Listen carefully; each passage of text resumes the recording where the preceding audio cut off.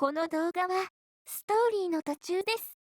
最初から見たい場合は概要欄またはチャンネルページの再生リストからご視聴ください。なお、外国語に対応した字幕をつけておりますが、自動翻訳ですので、精度が低いことをご理解ください。それでは、本編をお楽しみくださ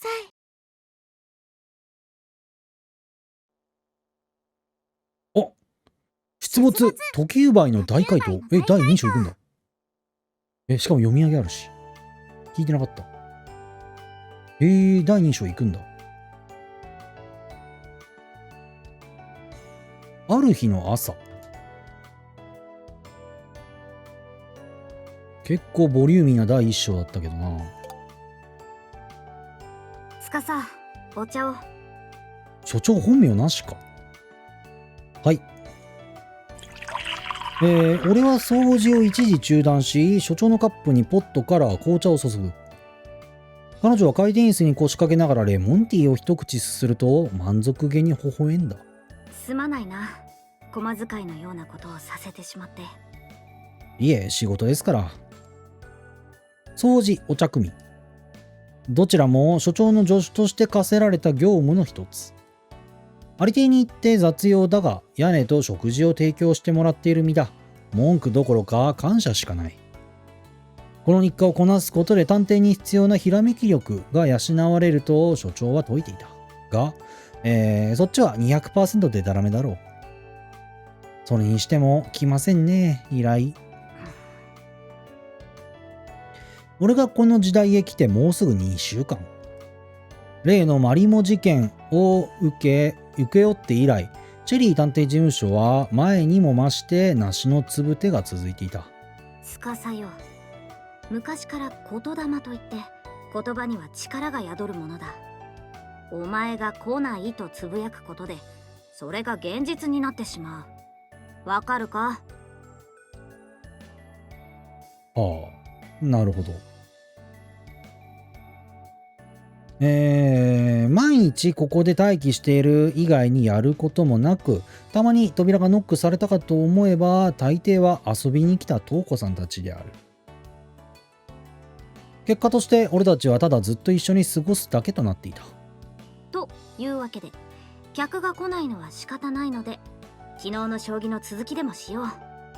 今度こそぶちのめしてやる。毎日これの繰り返しなような。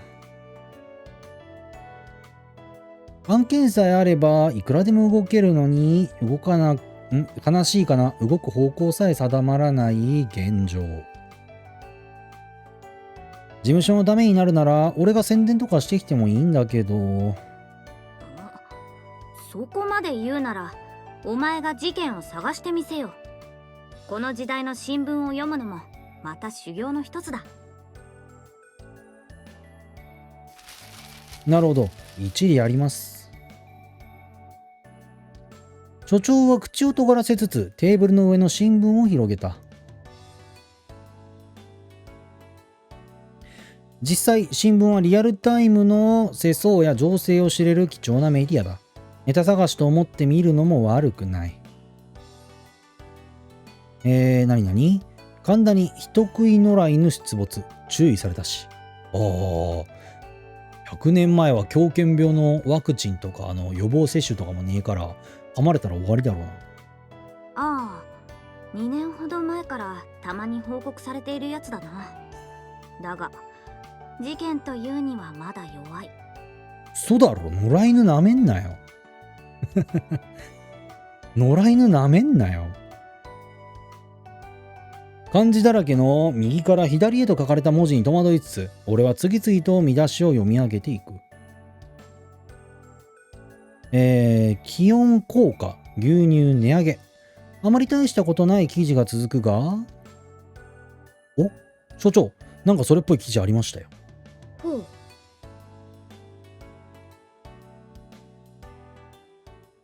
怪盗テートに現る。テート博物館より未公開、収蔵品、略奪される。猿か。俺の目を引いたその見出しはまさしく事件と呼ぶにふさわしい内容だった。なるほど。奴がまた現れたのか。やつ。あれか。指紋を取るからくりで現場を荒らして怒られた件かな。ご存知なんですか、この怪盗っていうの。ああ、怪盗ヘイスト。そう呼ばれている犯罪者だ。ヘイスト。怪盗ヘイスト。その名をつぶやき、もう一度新聞へ目を落とす。テートの夜に怪盗出没。なんだか漫画や小説めいた大見出しだ。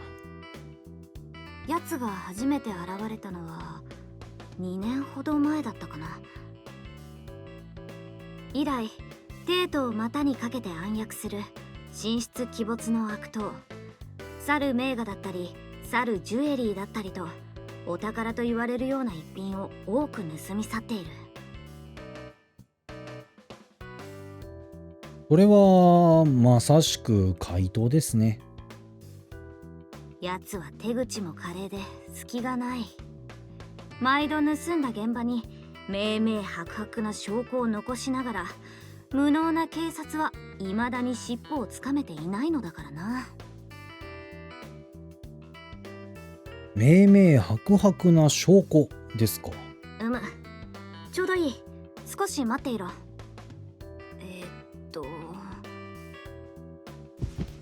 ガサゴソと。立ち上がった所長は本棚を物色し、そのうちの一冊を手に取って戻ってきた。これを読んでみろ。はい。暗海奇変違う、逆だ。逆文字だ。アルセーヌ・ルパンだ。怪奇探偵。読み方が逆だ。怪奇探偵アルセーヌ・ルパン。そうだった。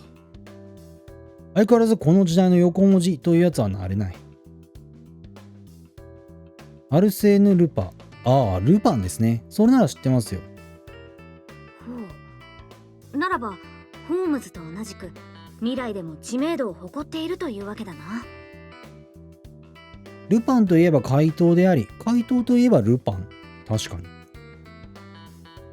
頭の中ですぐシルエットが書き出されるくらいには現代人の俺にも馴染みのあるキャラクター。でも実際に読んだことはないかもしれません。俺も読んだことねえな。ならば読んでみよう。この辺りでいい。所長が適当に開いた箇所を俺はそのまま音読する。早速長椅子の上に寝かして服を脱がせた。見るワイシャツの上に、赤い血がにじんでいる。はっとしてなお、胸を引き開けると驚くべし。心臓の、真上に、刺し傷。そこから、細い鮮血が溢れ出ている。そしてシャツの上に一枚の名刺がピンで留めてある。グーレルが覗き込んでみると、血に染まった、その名刺の表には魔のごとき黒い文字でアルセーヌ・ルパン。なるほど。理解したか？短文でも読むのになかなか苦戦したが、どういうシーンかは明確に分かった。つまり自分の仕業だと示す。そうだ。テートの怪盗ヘイストもまた現場にメッセージカードを残していく。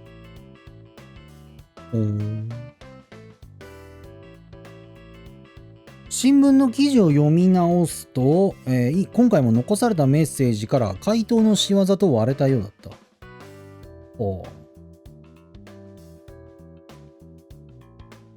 そう聞くとますますピカレスク的なキャラ造形を感じてしまう。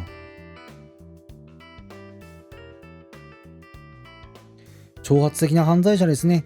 百害あって一理なしだと思うんですが。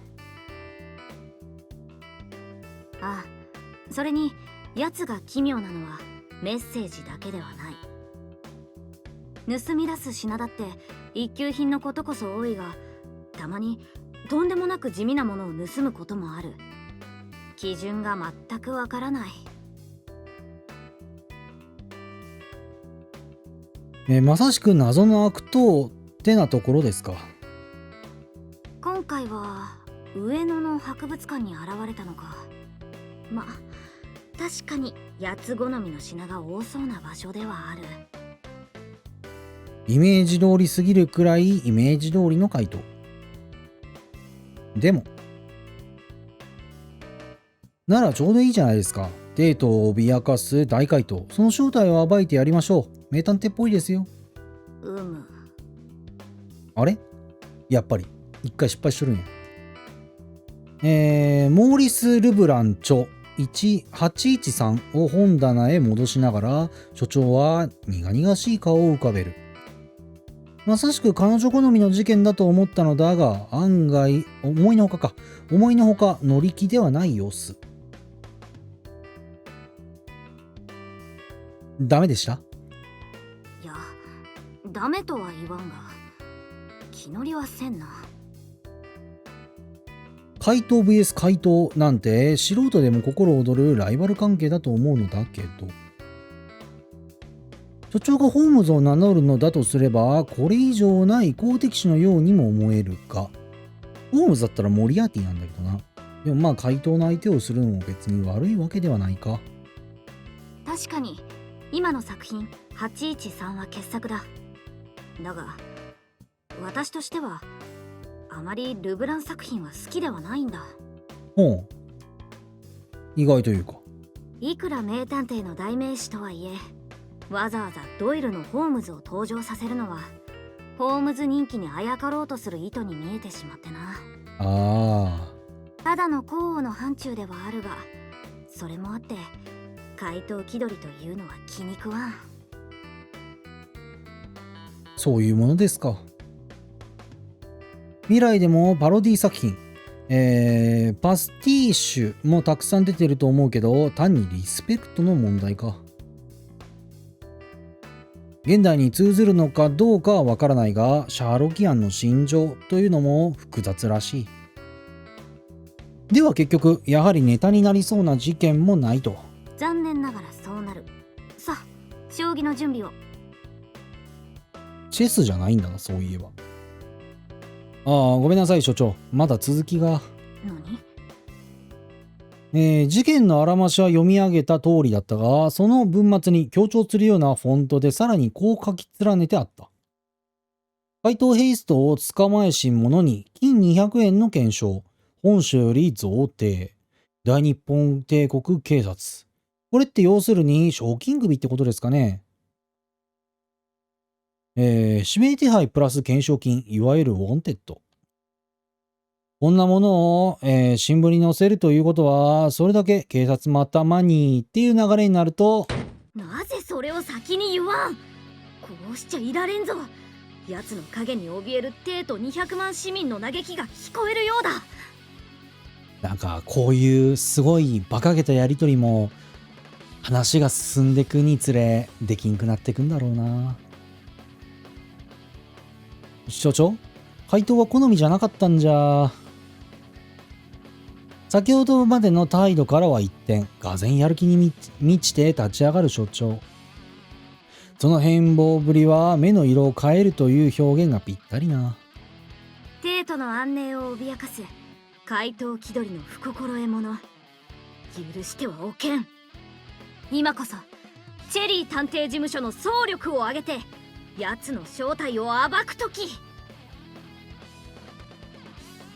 総力、所長プラス俺。どうやら、好み非好みというのも単なる口実だったらしい。将棋盤どうします？将棋なんぞやっとる場合か。至急現場へ急行。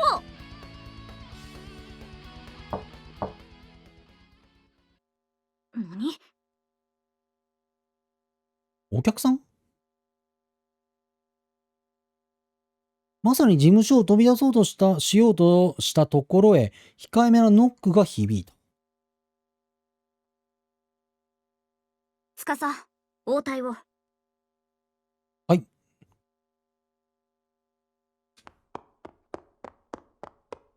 来客とは言ったものの、大抵はレンさんかトウコさんあたりが遊びに来てるだけなので、今回もきっとそうだろうと踏んでいた。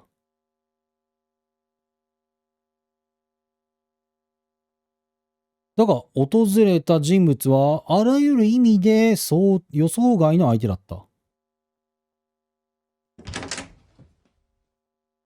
チェリー探偵事務所というのはこちらでしょうか？中森？誰？帽子屋？はい。帽子を脱いで挨拶する小柄な男性。お前オープニングにもおったな。重要な人間なんか。年季と、哀愁を感じるトンビコートは、三角形のシルエットを描き、穏やかな物腰は新自然とした落ち着きを思わせた。帝都博物館監そういう修ことか。中森と申します。ご相談したい件がございまして。向こうから来たってことか。あれじゃん。これで怪盗を捕まえれば、ヘイスト捕まえたら、報酬20ドルじゃん。美術館からの報酬と警察からの懸賞金と、やったやん。かくして、所長の宿願はすぐさま果たされることとなった。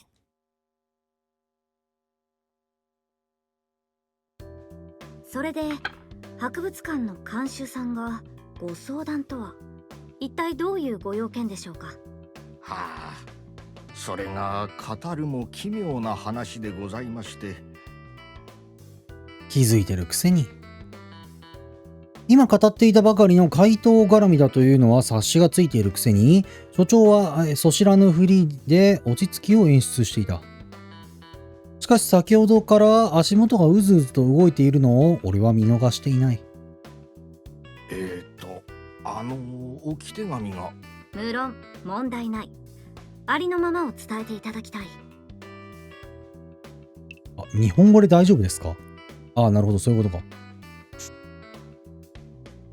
中森さんは肩書きの割にどこかおどおどした語人で終始申し訳なさそうな語り口だった。所長は基本誰に対しても偉そうなので余計にその対比が映える。はい、実はですね、あれは昨日の正午頃になりますか、私どもの博物館で大変なことが起きまして。大変なこと。収蔵品が盗まれたなどでしょうか？そうです。よくお分かりで。博物館にとっての大事は何かと考えれば容易に察せることであります。さあ、続きを。所長はあたかもそ知らぬふりをして話を聞いていた。盗難というだけならば何度か被害に遭った経験もあるのですが、今回は奇妙なものが残されておりまして。奇妙なもの。私が推察するに、それはもしや手紙の類ではありませんか？はい、その通りです。どうして？何、簡単なことですよ。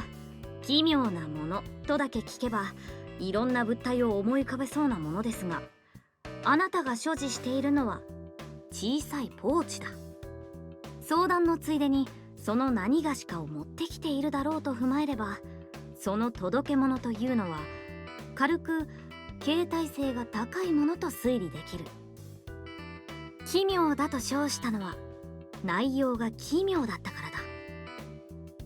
はは、探偵さんというのはさすがですね。怪盗ヘイストのメッセージカード。新聞で読んだだけなのに口は回るんだよな。いかにも推理で言い当てたような所長の態度にすっかり感心してしまう中森さん。とはいえ、こういうホットリーディングも信用を得るためには必要なのか？実はおっしゃる通りでございまして、ただ盗まれるだけならいざ知らず、何でも現場にこのようなものが。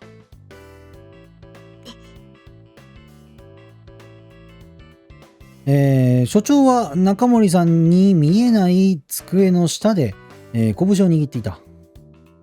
この時代の人もやるんだな、こういう仕草。わお。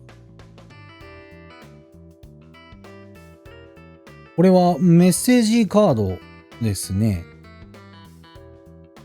清掃当番の者が倉庫で発見したものなのですが、事実収蔵していたはずのコンテンギが盗まれておりまして、代わりにこの手紙が置かれていたのです。コンテンギはいただいた。右下の、ヘイってことか。ヘイストのヘイか。いかにもといった感じのデザインだった。似顔絵はない。隠す気などは毛ほども感じられない、瀟洒なそのデザインは、やはり所長の言うようにアルセーヌ・ルパンを意識しているためか。このマークは紛れもなくかの怪盗だな。しかし中森さん、こちらは警察には？昨日お見せしました。ただこの犯人というのがどうも警察の方でも手を焼いているようでして。怪盗ヘイストの置き手紙。新聞で報じられている通りだとすれば、こんな証拠を残しつつも未だ逃げおおせているはずだから、だからこそうちを訪ねたのだろう。この紙はなかなかおしゃれで高価な。この時代で考えればこの紙があれなんじゃないかな。紙の入手先なんて限られとるやろ。うん。なんかあれだろう。うん。そっから辿ればいいのにね。こんな紙を入手できる場所なんて限られとるんやから、そこで買った客をまず調べればいいのに。まあそこら辺足がつかんようにしとるとは思うけど。聞いたか司、ついに来たぞ。無能な警察には任せておけないという市民の総意だ。テンプレートだよな。やっぱ探偵物とか推理物において警察は無能でなくてはいけないからね。まあこの作品もまさにそうなんだけどさ、警察が有能だったら探偵の出番はないからさ。うん。推理物ってのは総じて探偵が、無能でポンコツで余計なことをするっていうのが、絶対なんだよね。打って湧いたような話ですね。踏ん張りどころかもしれません。いくらルパン気取りだとしても、この怪盗が犯罪者で中森さんが困っているという事実に変わりはない。依頼人の要望を果たしつつ、世のため人のためになるものだから、俺も精一杯助力したいと思った。まして奴には200円の懸賞金がかかっている。この依頼の達成と同時に奴を警察へ突き出せば、手に入る報酬額はダブルだよね。所長がまたお金のことを考えている。最近は表情だけで読み取れるようになってしまった。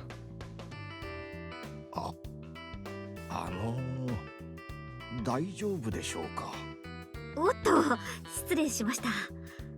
怪盗ヘイスト、確かに大日本帝国が誇る警察をしても手を焼く存在でしょう。しかしあなたは英断だ。大正のシャーロック・ホームズこと私を頼りにしたのだから。シャーロック・ホームズ。馴染みがない。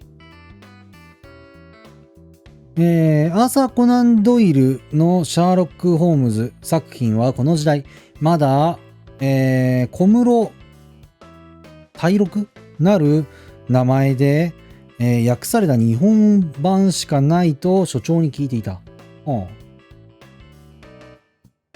100年後に至るまでもホームズの人気は衰えずと聞くや、彼女は鼻息を荒くしていたが、この話はまた別の機会に。よくわかりませんが、東方の博物館までご同行願えますでしょうか。もちろんですとも。行くぞ司。偉大なる謎が私たちを待っている。はい。そんなこんなで俺たちは事件現場へと向かった。